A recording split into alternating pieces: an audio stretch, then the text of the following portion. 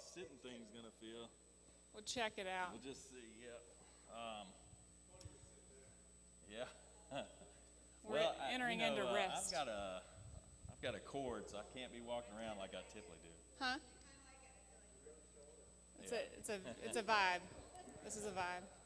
You want to go first? We both can talk, so you can go. I'll prefer my. No, you Go ahead. Anyhow, I will lead into it. Rachel's, well, both of us, I feel like we're in such a awesome space in life. I want to get up and I want to speak from what's real inside of me, and for a while I didn't really have a lot of life-giving stuff that I was feeling.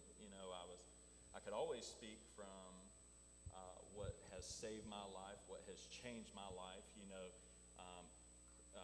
Christ in me, my hope of glory, the very things that I'm building my life on. But just over the last year or two, I just found myself really sad, unhappy, not really. I felt like we both could cry. Yeah, just super not happy with my current circumstances in life, which, there's nothing really to be sad about. I don't know how it happened, and I know Brother Matt used to talk about infrared, like instrument rated pilot, to where you, if you're in a storm, if you don't know how to read your instruments, you could actually be almost upside down and not even really know it. And I just feel like over a long time with just some small errors in my thinking got me way over there, And it wasn't until, my wife really has just changed so much in such a short period of time, which has really challenged and inspired me and caused me to ask the better question and ask for the deeper truth in my life. And in that discovery, I found that my thinking has really created my reality. And I was stressed to the max. I was frustrated at work. I was frustrated in our relationship. I was frustrated with my kids. I was just, really frustrated all the way around, and really just unhappy. And it hasn't been until, just yesterday, I just had the thought to myself, huh? Yeah. And literally just yesterday, I had the thought about how happy I was in that present moment. Not things, not that, there wasn't nothing special. It's just I'm happy and content, and I just had this I remember what this feels like. Like, yes. I used to do this often, and now I'm like, oh, okay, so this is what being happy is. So. Yeah, I was telling him, because obviously it's been a journey, that we've been on, and so this is probably going to be super emotional. So, but I was telling him, I called him one morning. I was on the way to take the kids to school, and like you said, we've been in this journey of growing and changing our thinking, and it's been hard, like, examining yourself and why you do what you do and why you're at where you're at can be a little uncomfortable. And so, obviously I could see on my husband's face, like, just the sadness and, like, the things that, he was going through, but yet really couldn't pinpoint anything. And one morning I'm driving to school, and I'll back up so you can actually understand what I'm saying. We went to look at a house where he got his truck sunk, or we hit a sinkhole, and we went to look at this house. Brand new truck. And it's beautiful, like it's run down, and it needs a complete renovation, right? But you could see the old glory, like, behind this house. And I talked to somebody downtown when I was going to get the plot and the layout, and the lady was like, oh yeah, that was the most pristine place in Prattville back in the day when it was up to par. Like they had, these huge parties up there, and you could tell by the 2 circle drives around each side of the house. And so it's like a 7,000 square foot house, and then you have like this massive pool, then you have the tennis court, you have another little house over here, like a pool house. It could be like a guest house. And so you can see the massive potential in this house, right? But it looks like crap. It's run down on the outside, run down on the inside. It's got red carpet in the master bedroom. It's got, whoa. It's got such crazy, like a smell, but throughout it's got the marble floors, and it's got like the wood detail that's completely gorgeous, and it's like, wow, I can see the potential here. And so that's what we got excited about, was the potential in this place that used to be an estate. So taking that over here, now I'm driving to school, and I'm thinking about my husband, and I'm thinking about what we've gone through, and I'm thinking about, the journey, and I'm thinking about who he was when I first met him. And I started thinking about what he instilled into me, because when we first met, I wasn't confident. When we first met, I didn't love myself. When we first met, I didn't know who I was, and I felt like, I know that the way he loved me changed me. The way he believed in me made me believe in myself. The way he had confidence, supposedly, about himself, there was a certain amount of confidence that he held that made me want to be confident like that. And at the beginning, I hated him. I'm like, how are you confident and I'm not? Why do I not like myself so much? And so there was so many things about him and his strong personality that drew me to him. And then you get into life and relationship.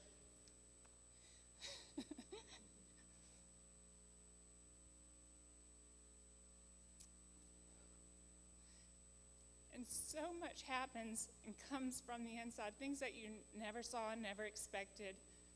And then you see the pain, you see the hurt, and you're like, man, this is not who I married. What went wrong? What happened on this journey? And so as I was sitting there, it was like the Holy Spirit showed me this house that we looked at. And he was like, your husband had the bones. This house had the bones for something massive, something beautiful, the estate. He had the bones, the confidence. He had this. But just like that house needed to be gutted, we needed to be gutted of our old mindsets and our old ways of thinking. We have, and that's each of us, we have the bones, of a masterpiece. We are brilliant. We are creative. We are creative beings. We are powerful. There is so much power on the inside of us that we never even tap into, because Ryan's been tapping into, and Phil and John, our thinking has to shift in order to bring out the fullness of the potential of whatever's there. Because he had to change things that were going on in the way he was thinking in order to tap into different levels in his life, in his business. And so a lot of times what has happened is, a circumstance, whatever it is, a circumstance is something that is out of our control. We as human beings want to be in control of everything. But circumstances are completely out of our control. The only thing that we have control of is ourself and our thoughts. Guys, you got to take 100% responsibility for your life. You got to take 100% responsibility for your thoughts, 100% responsibility for your decisions, 100% responsibility of the people that you choose to put yourself around.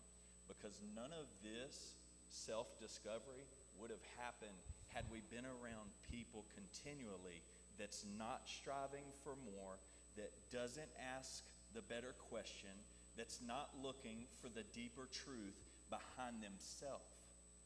The reason this is cultivating, and it's cultivating all throughout this church, But the reason it is because we choose to be around people that are hungry, that are wanting more out of life, that are asking the better question. You know, getting around Ryan and Jessica, Phil and Jonna, and several other couples in our life that we are striving to cultivate in us a mindset of growth and cultivate in us a mindset of asking the better question and quit being the victim. I'm not going to wake up at 90 years old and live a victimized life and be sad with myself that I didn't ask the better question, that I didn't choose to change how I was thinking, that you are in complete control of your life based upon how you think. And how you ask the better question. And that's one thing that, we've learned, like, well, how do I ask myself a better question? Well, we've started paying attention to what we're feeling, to what's going on in our body, whether we're feeling anxious, whether we're feeling stressed, whether we're feeling whatever. And then when we start to feel that, I'm like, well, what thought am I thinking that's creating that feeling? Like, what is going on in me that is making me feel this way? And so I can go back to that thought that's creating the feeling that then produces my actions and how I might respond to him or respond to the people around me, because this thought that I've created in my mind is causing me to feel this way, which is causing me to act in a certain way, which then produces the results in my life. That's why we say anything that you have going on right now is a result of the way you think, because your thinking determines your feelings, which determines your actions, which determines your result. And literally, we have the power to, when we trace it back to, okay, this is what I was thinking that was creating this feeling. Okay, what now can I ask myself? Let's say he does something that I think is completely set me off in the wrong place. Well, what can I think different that is going to put me in a better state? Because just like I'm creating this scenario in my head that's producing this feeling, we can produce a different thought that's going to produce a different feeling. And like it seems so basic, seems churchy. Phil said to come up here and coach. I mean, like, you're coaching yourself. Like, and that is what has brought power to us, is realizing is that the power was within us. And so many times we give the power to somebody else. Or you're looking for it from somewhere else. And it really is that simple. It's as simple as challenging yourself to see what you're thinking. What are you thinking? That's creating your results. I thought, what's really crazy is for me, this was an eye-opening moment when I was talking to somebody on the phone, and this lady asked me, well, why? So basically, we got this lead that came in, right, for a big spray foam job. And I said, I'm the one that's going to sell it. I'm going to this. If I get in front of him, it does not matter. If he gets in front of me, he is going to use spray foam. I'm just so convinced of that truth in my life based upon years and years of me programming my mind that I'm the best there is. When you talk to me, I'm getting the job. But I can't feel that same confidence in other areas of my life. I'm a 37-year-old thug when it comes to selling that spray foam job. I'm a 37-year-old thug when it comes to getting the spray foam job, and I have a 4-year-old level of maturity in other areas of my life, which is, because if you were to tell me that I was insecure, or if you were to tell me that I didn't believe in myself, or if you were to tell me that I'm not capable, that I think I'm not capable of running a multi-million-dollar a year business, I would have said that's not true. I would have said, no, that's not who I know who I am. I'm John. But the reality is, my thoughts said otherwise. My thoughts disqualified myself. My thoughts discredited my ability. My thoughts always went back to the 7-year-old that always screwed up. My thoughts always went back to, I can't get anything right. That is an exact thought in my mind. I can't get it right. Can't get right. Can't get right. You know, my dad, I think somewhere along the lines, mine and his relationship really programmed that in me, because when I was around him, I could not do anything right. As hard as I tried, it's like his presence caused me to fumble the ball every time, right? And so anyhow, I'm now able to start addressing these areas where there is undeveloped thinking, there is lower maturity levels when it comes to my emotions. You know, I'm asking myself the better question: is that really true? Is John incapable? Is John incompetent? Is John really in over his head? No. And now I choose a different thought. Now I decide what my future is going to be. And the Bible said this all along. I mean, it goes back to, as a man thinketh, so is he. As a man thinketh, so is he. But yet, in church, a lot of times we are taught that we get the results by what we do. And we don't get results by what we do. We get results by what we think. Yes. Our thinking is what literally creates. Yes, it creates. But the one thing that I've learned is you can think all day long and not believe it. You can think, I have an abundant mindset. You can think it all day long. But if you actually don't take action to believe that, you're not going to have it. You're going to stay stuck right where you are. You have to take action in that thought in order to create belief, in order to create a result. And see, you have people here all around you that can help you do that. Like, we want to see people here in this church living successful lives. We want you to have healthy emotions, healthy thoughts, healthy feelings. You know, like, it's okay to feel. We've been taught that it's not okay to feel. But the only way you get free is to actually feel. You know, like, we don't suppress and we don't push down and act like everything's okay, and like, but that's what we learn in church. Like, go ahead and confess what you want and say what you want. You know, and I grew up that way, and there is a positive thinking to that creates, like, okay, that's what I'm supposed to think. But if I suppress those feelings and I don't feel the pain, it's like somebody dying and not feeling the grief. You know, like, oh, I'm good, I'm great, my husband just died, but I'm great. You know, and one thing that I heard is, like, allowing yourself to grieve. Now, I'm not saying grieve all day, grieve for years. Give yourself a time limit, you know, to grieve. I'm using grief as an example of a feeling, but giving yourself that time and then going about your day. This one lady said her best friend died, and she said that she gave herself 30 minutes every day to grieve. And the rest of the time, she said she went about her day, but that 30 minutes, she gave herself time to grieve. And she said literally within 6 months, she felt closer to her friend than when she was here. And so there's so much power on the inside of us if we know and have the right tools. But so many times, I feel like people teach us, obviously, in church, according to what they know. Like, they get up there and they do the best they can.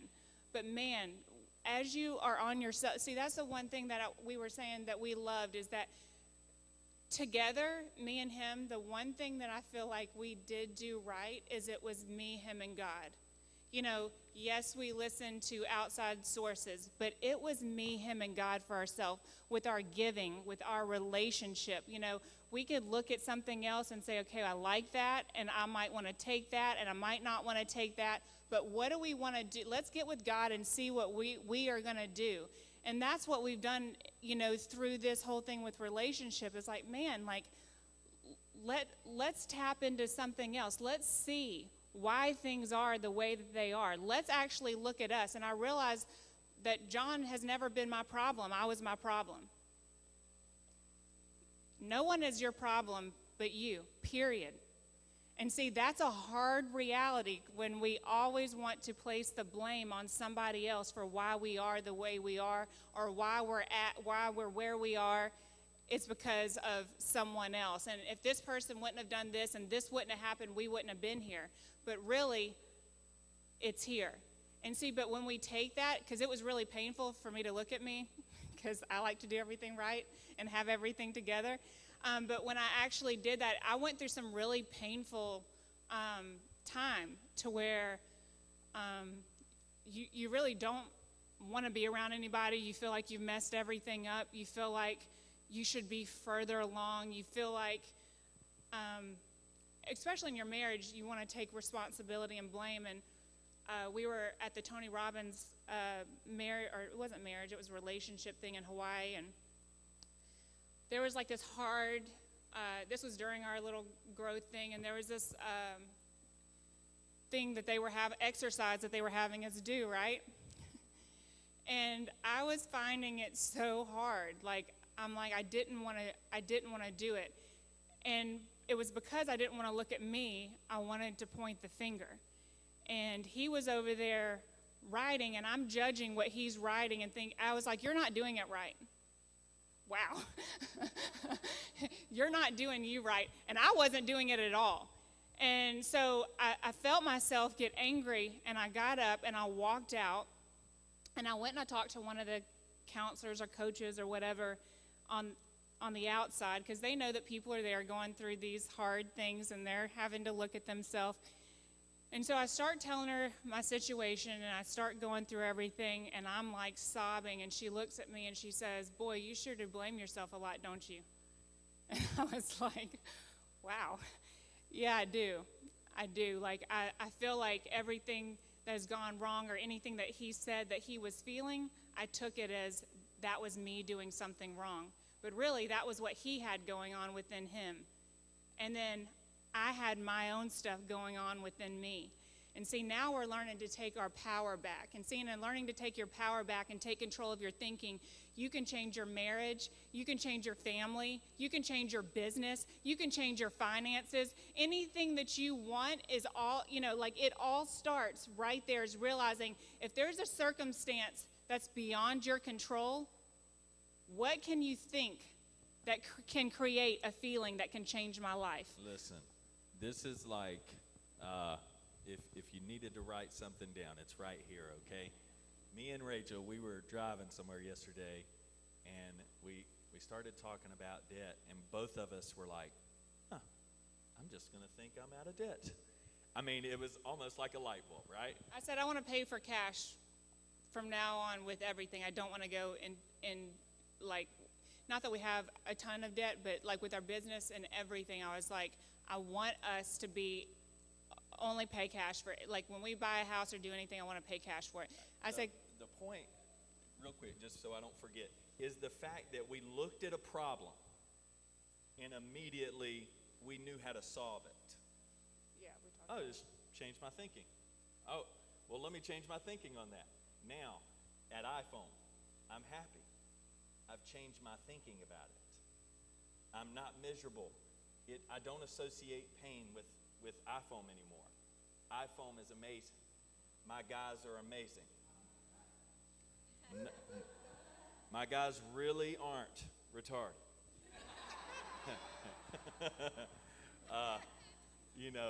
We don't mess up every single person's house that we go to anymore because I think better thoughts.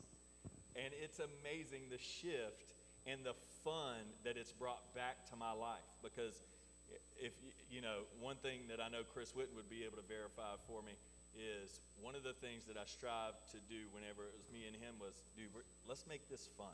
Like, it's already miserable. It's already the worst job in the world.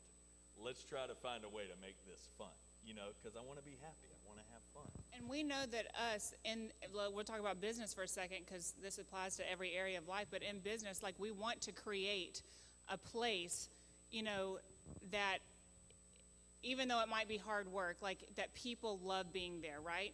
That people love the environment. They love the energy and all that stuff.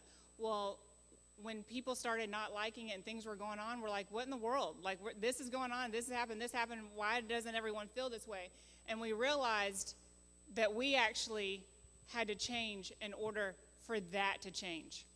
Like, nothing of, in a company or wherever you're at, you can think, oh, when all this changes, it will be better. But no, we have to change, and then it bleeds down into everything else. Like, you begin to affect everything around you because you start seeing, okay, I have the power to create joy in my life no matter what the circumstance, because the circumstance is out of my control. So I get to choose what I think to create joy in this situation, to create love in this situation, even though you might not be feeling love or you feel like, because a thing that I had was a deep root of rejection. And man, it all came up in Hawaii. I called my coach. I'm like, I went away from John, who's at the pool. Like, I go down. I'm like, okay, I need you to help me. Like, why am I feeling such a deep root? And then going back and sitting with myself and finding out a lot of things where it can trigger for me. So when that triggers, I'm the one that gets to choose when that trigger comes what I'm thinking that's going to produce my feeling. And the same thing with him. His trigger is control. He was we both grew up in controlling environments, but that's his trigger. Mine's rejection, his is control. So, like, learning that we're the ones that are in control of that. I can't sit here and try to get him to do everything right so it doesn't set my trigger off. See, we want to adjust and fix our outside circumstance to make us feel good when I get alone with him. I mean, not all of you might pray in the Holy Ghost. I know we pray. He taught a phenomenal service on that, Pastor Lamar. But, I begin to pray in the Holy Ghost, and I begin to identify with peace on the inside of me when I begin to feel overwhelmed. Like, that's the place that I go to is God, I am peace. I am love. I am everything that I need in this moment. And see, I begin to create that, and then it begins to radiate. Now I'm changing my atmosphere, and my atmosphere is not changing me. I go into a place of power of I control what's going on here because I control me. I'm not letting the outside circumstance dictate my behavior, which is what I've done my entire life. If this person did this to me, if this person rejected me, if this person died, if this person did this, like, now I have a reason to be the way I'm being. And so, not looking for justification anymore, not looking for blame. Love you guys. And so, anyways, that's really changed our whole view. And in this place of where we step back and we weren't as involved, and it's like, okay, let's figure out us. Like, and let's fill up so we can have a place to pour from. Yeah. Like, right now, we don't have a place to pour from. Let's fill up first and realize, like, where we need to change things so we can be full again, so we can be that for the people around us. Let's see. Another thing that I wanted to talk about is, not to keep this rolling, but being okay to let me see how I can word this. So there for a moment, church and just church in general didn't inspire me. You know what I mean? I wasn't inspired, and you could almost feel bad, like, oh man, this is just, you just feel bad because church saved my life. Jesus saved my life and set me on a hill, right? Like, that's what happened. He got in there. He got me arrested so that I could be, in a controlled environment long enough to outgrow some of these mindsets and some of this carelessness in my life, and then I just watched him do this in my life where he just protected me. But there was still, you can take,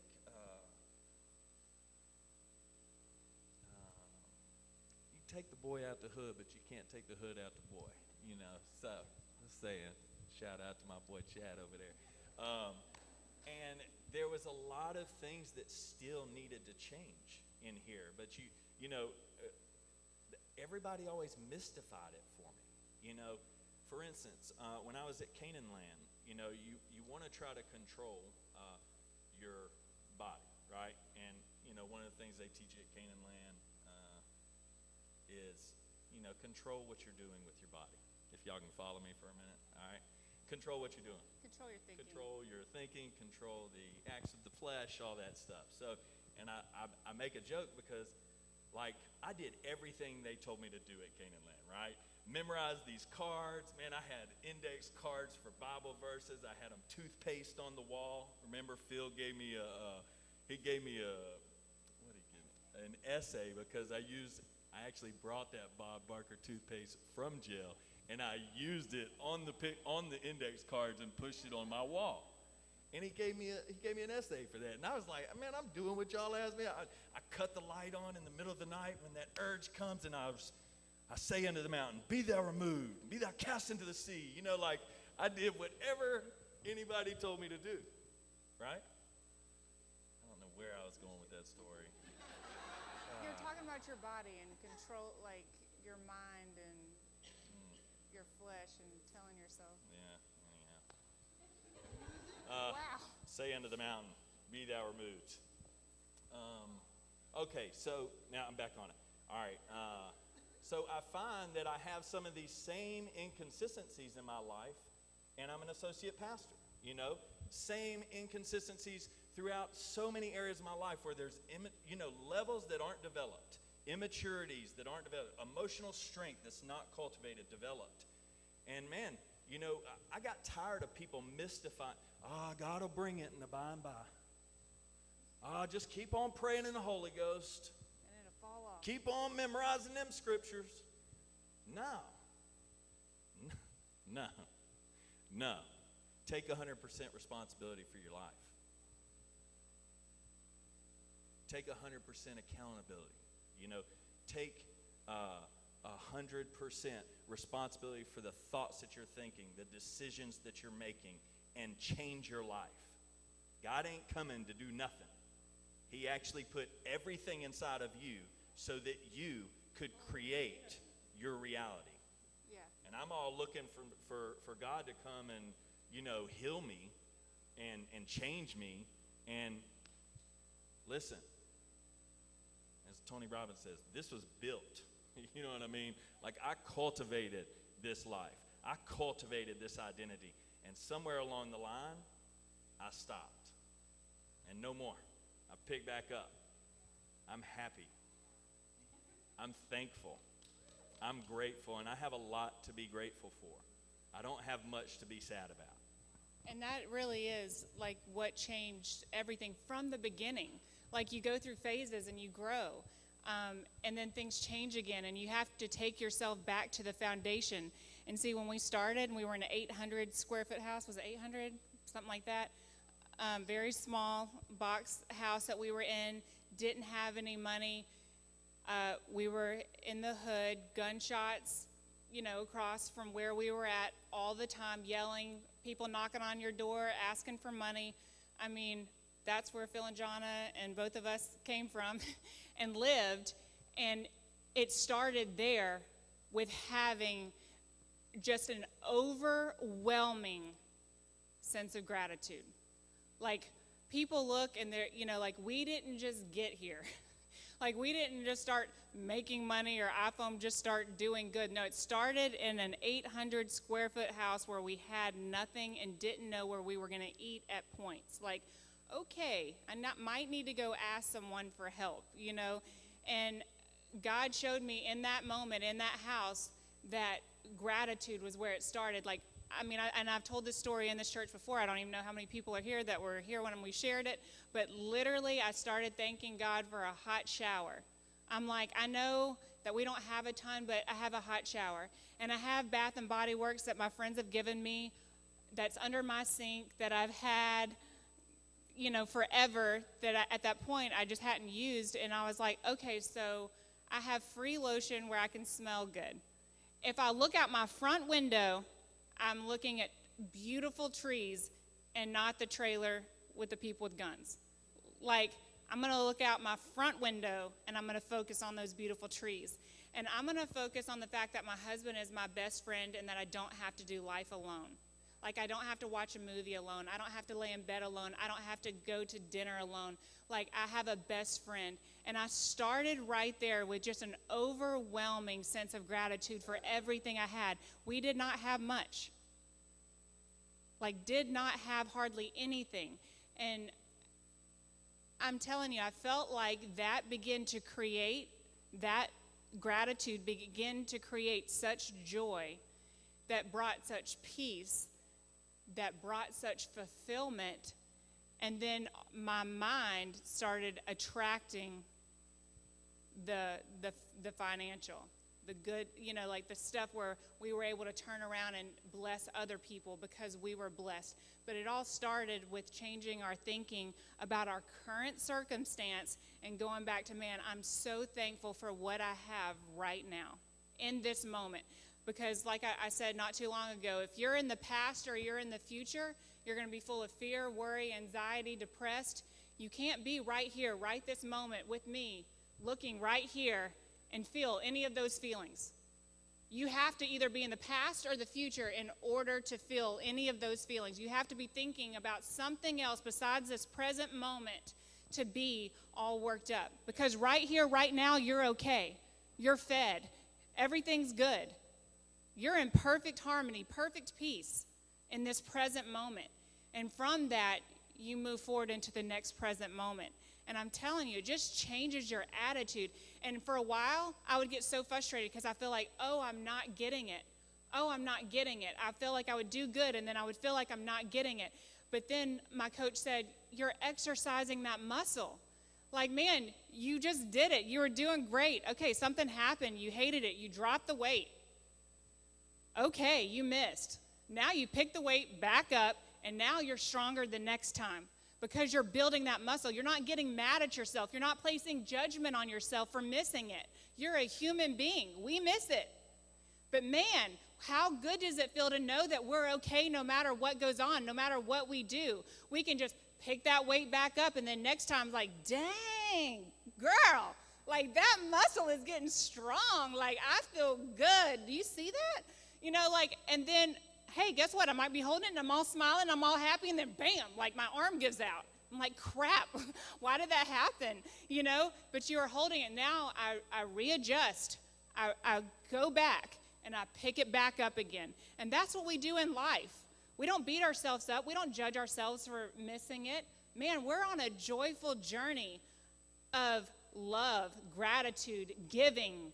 Like, man, that is a statement that really rocked my world, is serving others brings healing. Serving others brings healing. Coming here and serving others. I mean, man, that's just one small place to start. You can do it here. You can do it at your job. Wherever you go on your daily routine, you will find that you will start to heal the moment we start to serve and think about other people. It creates something in us. And my ex-husband, actually, we were talking to him yesterday, and he says, that's when I would see you get the happiest when we were together, he said, was whenever you were feeling a certain way, and then you would go start ministering to other people, and then all of a sudden you would be fine. Because in ministering to other people, you find what you need, because actually what you need is in you, and it comes out to somebody else, and you're like, dang, I needed that. You might have needed it too, but I needed it for real, And so, man, it's that back and forth. Like, that's what creates a healthy, beautiful life. And like I said, we're sharing from our experience. This is something that's really alive in us and affecting our life. You know what I mean? Just like Ryan and Jessica, dude, like he's been getting up and like saying, like cultivating and speaking from that same place of what's going on. Like, it's amazing, the transparency, like you said this morning. And I would rather hear from somebody's experience versus something that they're studying. Nothing wrong with something that they're studying, but my personality, the way I'm wired, I want to know what you're experiencing today and what is succeeding in your life and what is, what's not. What are the not succeeding? And before we got up here, I'm like, I want to know that this works. I'm so tired of people getting up and talking about something when they're in the middle of it and they haven't even got to the other side to see anything. I'm like, no. Like, I love, like, wait. Like, I was like, before we ever get up, let's get to the other side to know that this really works. Like, I want to know, like, is it really true that as a man thinketh, so is he? Yeah, or beloved, I wish above all things that you prosper and be in good health, even as your soul prospers. Yes. Even as, meaning to the same exact extent that your soul prospers, you will prosper. And the things we're doing all is right developing that. Yes. It's developing good soul health. You know, you start to practice this, it develops good soul health. You know, and then you're like, okay, everything around you really does start to prosper because of your soul prospering. And we wanted to make sure for us that that was really real before we get up here and start sharing from something that we're working through or trying to figure it out. No, thank God. Like, we went through some stuff and it was hard. And now if I go through it again, or if I were to go through it again, thank God. Like, I now have a different platform to stand from. And I have come to a place to where I love me and I don't need anyone else to love me. I need me more than I need John to need me. The moment you start realizing that you have everything and you're not looking for it from an outside source, I'm telling you, because really if it's everything within you, that's because he's within you. You know, it goes right here. So I don't need him to need me anymore. I was like one of the most codependent people you've ever met in your whole entire life. I left from being codependent on my parents, then I went to being codependent on my ex-husband, then I went to being codependent on Phil and Jonna, then I went to being codependent on him, and now I have been set free. I am no longer a codependent person. I need no one but this. I am love. You know, I am confidence. I am security. I am everything I need because he lives in me. And there is such power in that. So now, because I'm coming from a place of being full, I can give to other people. Because we're full, we actually have something to pour out. Yeah, it's almost a counterproductive thought in your mind that to serve yourself is really you serving others. You taking care of yourself really is the most beneficial way to take care of others. And be able to pour out. You putting an oxygen mask on you first Yes. is really the most productive way to save your child and get an oxygen mask on them.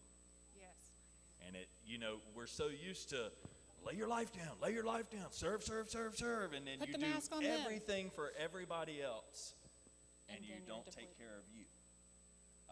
One of the things that I Saying wanted yes to to say, yourself. yeah, one of the things that we say common, and we stole it off of one of Tony Robbins' deals, but if you're going to blame yourself, and if you're going to blame others for all the negative stuff, specifically I'm going to say if you're going to blame yourself, okay, for all the negative stuff that's going on in your life, equally and with the same amount of effort and the same amount of feeling behind it and the same amount of energy and the same amount of time, I want you to blame yourself for all the good.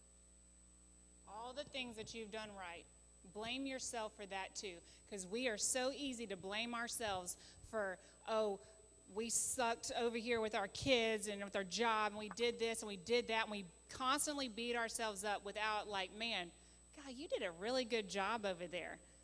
Like, man, you really do love your friends well. Like, that's how I think about Chad and Fallon. They love their friends well. They're ride or die. Like, that's who they are. They're that way for other people, but they're that way for each other. They can blow your mind with each other. But you better know that you come at one of them and you're going down. Like, they're ride or die for each other. But they are that way for other people. And man, like, that is a quality. That is a gift. You know what I'm saying? Look at all the things that you do right and love yourself for that, because there is so much good in you, but all we want to do is pick apart the bad. You know, and until you start changing that, it's really hard to change your thinking whenever you're constantly judging yourself for everything wrong. But that is a huge point that really has helped us too. I'll also say that a lot of this thinking that I had going on was very subconscious. Yeah, I didn't realize it was I didn't realize it was there or was going on. That I was really self-sabotaging my success, iPhone success, future success, success in our relationship, success in my kids' relationship. I'm self-sabotaging if I'm thinking negative thoughts about it. But we're not taught to pay attention to our thoughts. Like, I was told to write my thoughts down, and I'm like, why? Because I don't like some of them. Some of them are ugly. Hey, you want to be introduced to yourself, get a pen and piece of paper and go have some fun. Go journal away, okay? Yeah, I'm like, okay, just write I don't what like comes that to thought. mind. Oh, that was really ugly. Oh, but see, now I can take a thought and I can break down what's going on with my thinking with that, and I can see what it's producing, and then I ask myself, what would I like to think to create a different feeling? What would I like to think in order to produce a different result in my life? I want to be happy. I want to be full of joy. Am I going to feel that way every day? No, but I'm going to allow myself to feel, and then I'm going to let it go. Because that's how you build that muscle. That's how you live a constant life of, man, I'm able to help you because I'm full. Super thankful that y'all have given us this time to just Sorry. regurgitate and offload. And I don't know why Ryan preached the part one of this message. That's because he's learning the same stuff. He's like, man, that's one of the best things. And Conor McGregor fought last night and won in a minute, Jesse? Was it like a minute? 40 seconds. 40 seconds, okay? And, I mean, some people don't like UFC fighting, but I grew up on it. That's my dad, macho guy, whatever. So it excited me, to watch him go in and be like, bam, bam. I was like, oh, I want to do that. So it was so power, right? It was like I saw this force because he lost the other, fights and coming in and the mindset that he had. But he had a whole different aura about him. He was more calm, and the things that he was saying was completely different. And so he had an interview with someone, and he starts talking about how Tony Robbins invited him over for a Platinum Lions event at his house.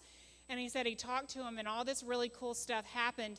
And then he said from there, we continued talking and some things started to change. And he says, and now after I won that fight, I think I'll continue using him. I think he'll be my life coach.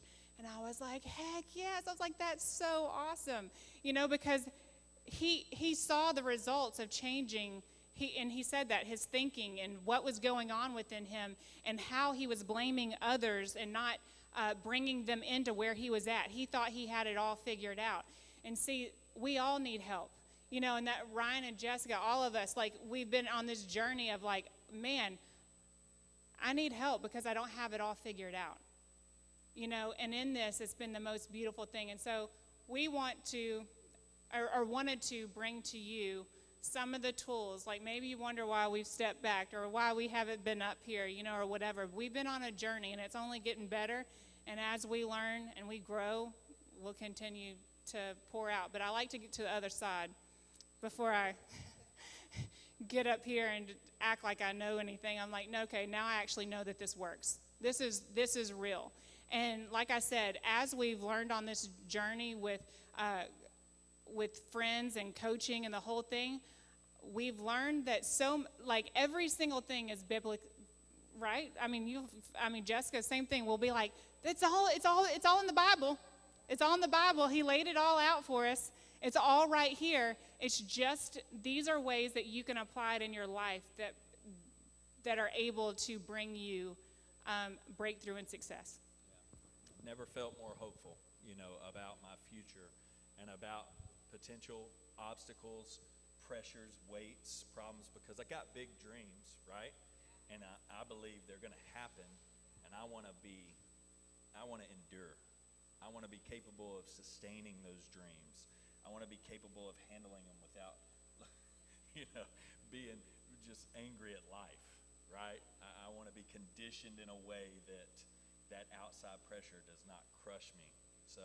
Or your relationship. Yeah. because when that happens, then it affects this. And man, how beautiful this has become out of something that for a second I was like, wow, 10 years together, and then poof, like what happened?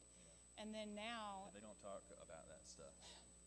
in marriage, like, see, that's why I love sitting with like people like Lamar and Shirley and just talking and gleaning from wisdom, like, because they know it's not always easy.